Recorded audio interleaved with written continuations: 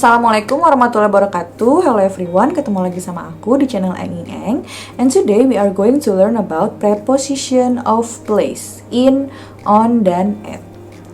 Preposition itu sebenarnya nggak cuma preposition of place aja, tapi ada yang lain lagi, yaitu preposition of position, preposition of time, dan preposition of movement.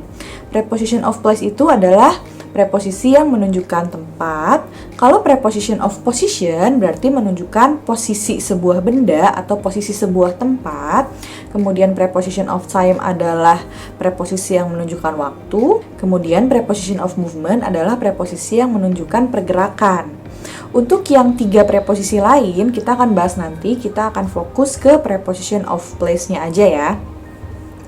Nah, karena dia preposition harus selalu berada di depan loh ya. Jadi kan ini kita bahas tentang in, on, sama at. In, on, sama at-nya ini harus selalu ada di depan.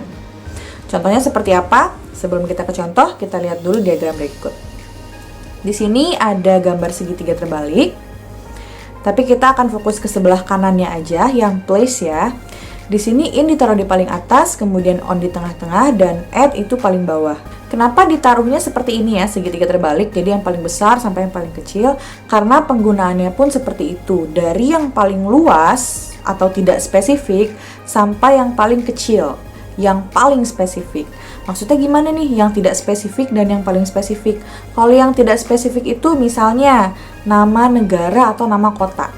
Aku bilang aku tinggal di Karawang, atau aku bilang aku tinggal di Indonesia. Itu kan nggak jelas ya, Indonesianya di mana, Karawangnya di mana. Itu tuh nggak spesifik sama sekali, cuma menyebutkan nama kota atau nama negaranya aja.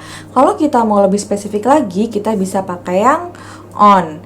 Nah, di on ini kita bisa taruh nama jalannya seperti apa. Terus ada lagi, kalau misalnya kita mau lebih spesifik lagi dari itu, kita pakai yang at. Nah, untuk yang at ini benar-benar spesifik, jadi kita benar-benar memberitahu di mana letak persisnya sebuah tempat. Misalnya nomor rumah atau blok-bloknya gitu ya, kan kalau di perumahan biasanya suka ada blok dan nomor rumahnya ya. Contohnya seperti apa nih dalam kalimat? Di sini untuk yang in, I live in Karawang. Itu kan nggak jelas ya, Karawangnya di mana, nggak spesifik.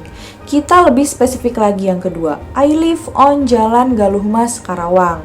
Nah, itu kan lebih spesifik ya. Jadi kita pakai on, ada nama jalannya di situ karena lebih spesifik.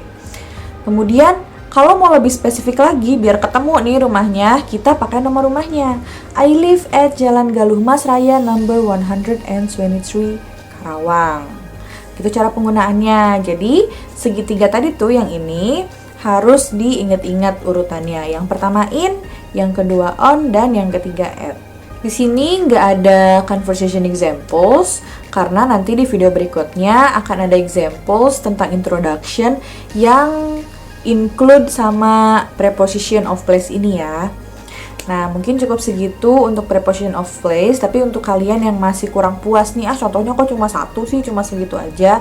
Kalian boleh cari-cari di browser, contoh-contoh penggunaan in, contoh-contoh penggunaan on, dan contoh-contoh penggunaan at dalam menunjukkan suatu tempat. Okay, see you on the next videos. Bye-bye.